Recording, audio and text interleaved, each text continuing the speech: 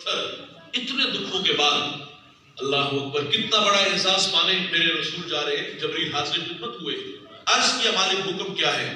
فرمایا نے احساس کیا آہستہ کہ دربار نبی ہے۔ فرمایا کہ چھت پہ چڑھو، چھوٹا سا سوراخ کرو اور اس سوراخ سے اندر داخل ہو جاؤ۔ جبریل کیا ہے 600 نوری پر، ایک بار کھولے تو زمین و آسمان کو ڈھانپ لیتے ہیں۔ آج حضور کی خدمت میں حاضر ہوئے، دنیا والوں کو تعلیم دیں گے کہ جب بڑوں کے پاس آؤ تو بڑا بن کے نہیں، چھوٹا بن کے آیا کرو۔ جبریل قدموں میں کھڑے، عرض کی مالک کیا حکم ہے؟ فرمایا یا جبریل قبل قدمہ ہے۔ علماء تشریف فرما ہے قبل باب تفعیل سے ہے اور یہ کثرت ماخذ کو چاہتا ہے۔ قبل قدمہ واحد کا صیغہ نہیں، قدمہ ہے تثنیہ کا صیغہ ہے۔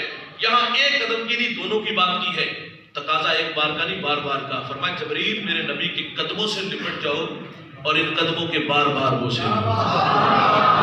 کافوری ٹھنڈے ہونٹ نبی کے تلووں سے بس ہے۔ میرا وجدان کہتا ہے آرزو مچھلی ہوگی کہ اللہ بھی تیرا نبی بیدار نہ ہو، میں جی بھر کے ان قدموں کے بوسے تو لے لوں۔ نہ جنت کی گلیوں میں دیکھا مزہ جو محمد کی تلیوں میں دیکھا، مزہ جو محمد کی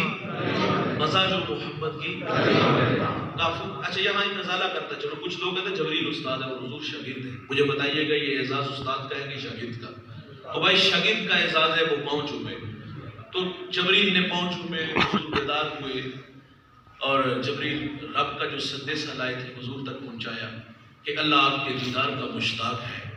زندگی میں امتحان بڑے آئے بھائی، جب رب کا یہ پیغام میرے رسول سنتے ہیں تو کلیجے میں ٹھنڈ نہیں پڑ گئی، شک صدر ہوا، اللہ اکبر۔ اور پھر حضور براق میں تشریف فرما ہوئے، جو ہی حضور براق میں تشریف فرما ہوتے تو حضور کی مبارک آنکھوں سے آنسو جاری ہو جاتے، حضور کو امت یاد آ گئی۔ حضور نے ساری زندگی سے امت سے پیار کیا ہے، آئے رہے، اور جب اللہ کے حضور حاضر ہونے لگے اس وقت بھی لبوں پر اس امت کے نغمے تھے۔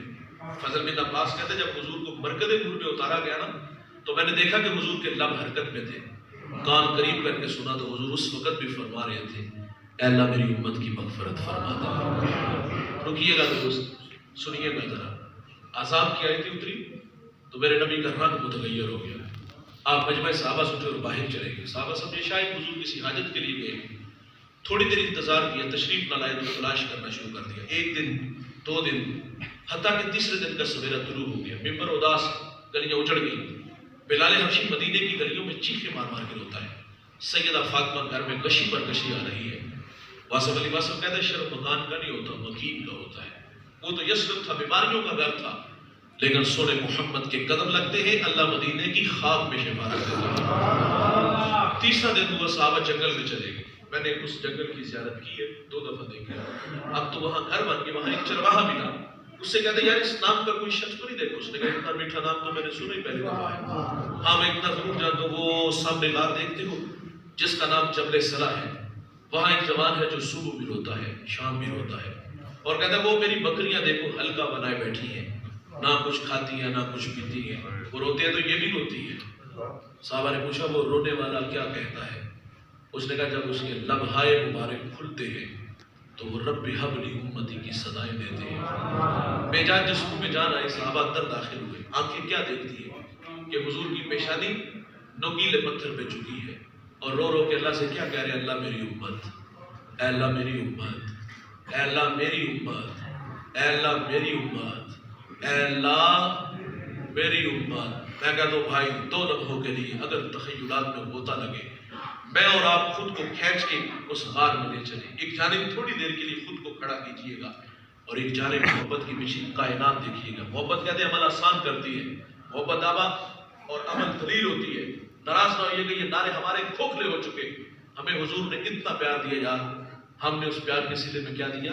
انتہائی معذرت سے ہمارے اخلاق کھوکھلے، ہم فساد کے کھوکھلے تھانے پہ کھڑے ہیں، ہم جوانے چلتے اکڑ اکڑ کے بولتے بگڑ کے، مستی ہی مستی، نشہ ہی نشہ، یہ ہمارے تیور ہیں۔ 5 وقت اللہ کا منادی حی علی الصلاۃ کی صدائیں دیتا ہے، کان میں جو تک نہیں لگتی۔ ہم تو کسی کو آخرت کی بات سنائیں، لوگ کہتے ہیں مولوی اپنی تقریر اپنے پاس رکھ، شباب ہمیشہ رہے گا، عمر کے سائے نہیں ڈلیں گے، موت کی ہچکیاں نہیں لگیں گی، خدا کی کچہری میں پیشی نہیں ہوگی۔ لیکن میں کہتا ہوں بھائی کبھی آسمان کی چھاتی میں چمکتا آپ نے چاند دیکھا ہے؟ یہ ایک صورت میں نہیں ہوتا دوست، یہ کبھی قمر ہوتا ہے، کبھی بدر ہوتا ہے، کبھی حلال ہوتا ہے۔ اور میرے بھائی ہمیں اس دنیا میں ہمیشہ نہیں رہنا، یہاں جو آیا ہے وہ جانے کے لیے، جو پیدا ہوا ہے وہ مرنے کے لیے۔ کل من علیہا فان، جو بھی ہے اس کو فنا ہے، فنا صرف اللہ کو ہے. یہاں کسی نے بھی بیٹھ نہیں رہنا، ہم سب نے اپنی اپنی باری پہ شہر خاموشہ کو آباد کرنا ہے. اور یہ سانسوں کی مالا کب ٹوٹ جائے، موتی خاک میں مل جائے، کہ ہم میں سے کسی کو کوئی خبر نہیں اور کہاں بے وفائیوں میں زندگی گزار دی. حی علی الصلاۃ کی صدائے فضا میں گونجتی ہے، کان پہ چھو تک نہیں رنگتی. چھٹی کے وقت اسکول کے گیٹ کے سامنے جوانیاں برباد کی، رقص و سرور کی محفلیں سجائی، سنی انسنی والا میزان بنایا. محبت تو ہم سے تقاضا چاہتی ہے، ہم نے اس کے سلے میں کیا دیا؟ تو انتہائی معذرت سے ہم دعوے محبت میں کمزور نکلے. حضور رو رو کے ہمارے لیے دعائیں مانگے. سیدنا صدیق اکبر آگے بڑھے، عرض کیا حضور 3 دن جدائیوں میں گزار دیے، اللہ مہربانی فرمائے گا. حضور فرماتے ابو بکر اتنی دیر تک میں سجدے سے سر نہیں اٹھاؤں گا جتنی دیر تک اللہ مجھے راضی نہیں کر دیتا.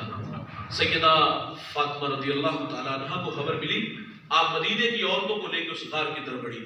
صحابہ پیچھے ہٹے، آپ اندر داخل ہوئی اور عرض کرتی ابو جی دیکھیے گا بیٹی آئی ہے، ابا جان جگر کا ٹکڑا آیا ہے، ادھر دیکھیے گا جس کے لیے آپ مسند بچھا دیتے تھے، فاطمہ آئی ہے. تو حضور بیٹی کو بھی یہی فرماتے، بیٹے امت، مجھے امت کی محبت تڑپا رہی ہے.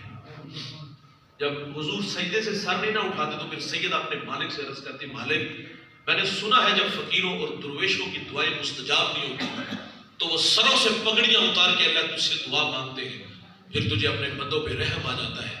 عرض کیا مالک آج تیرے نبی کی بیٹی فاطمہ جس پر تو نے تطہیر کی آیتوں کو نازل کیا ہے، میں سر سے دوپٹہ اتار کے اپنے بابا کی امت کے لیے اللہ تجھ سے بھیک مانگتی ہوں. جوانوں سیدہ کا ہاتھ ردا کی طرح بڑا، کوہرام مچ گیا، بادلوں کی اوٹ میں سورج نوش پا لیا.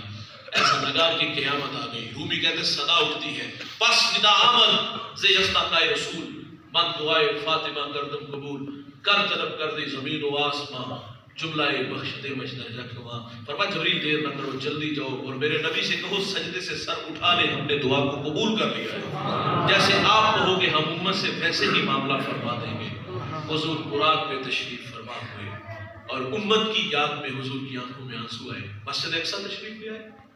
آپ نے تفصیل سے یہ سارا واقعہ علماء سے سن رکھا ہے. نبیوں کو امامت کا شرف ملا، پھر نوری سیڑھی آئی، پھر فرشتوں کے پروں پر، پھر جبریل کے پروں پر، پھر رف اور پھر اس کے بعد حضور فرماتے ایک آواز آئی، پیارے احمد قدم اٹھائیے. فرماتے میں نے ڈرتے ڈرتے جھجکتے ایک قدم اٹھایا. سفر کتنا طے کیا؟ جتنا 5 مراحل میں طے کیا تھا. ایک قدم اٹھاتا ہوں تو اتنا سفر طے کر لیتا ہوں. آواز 1 بار نہیں، 2 بار نہیں، 10 بار نہیں، 20 بار نہیں، یہ آواز 70,000 مرتبہ آئی. آپ فرماتے میں قدم اٹھاتا گیا اور آگے بڑھتا گیا. قرب کی منزلیں نصیب ہوئی. جب حضور قرب خاص پہ پہنچے تو اللہ نے فرمایا محبوب آپ کو کس چیز سے مشرف کیا جائے؟ تو حضور نے عرض کی کہ مالک میری آرزو ہے کہ تو مجھے اپنا بندہ کہہ کے پکار دے. تو مکاشفات بھی ہوئے، راز و نیاز کی باتیں بھی ہوئی.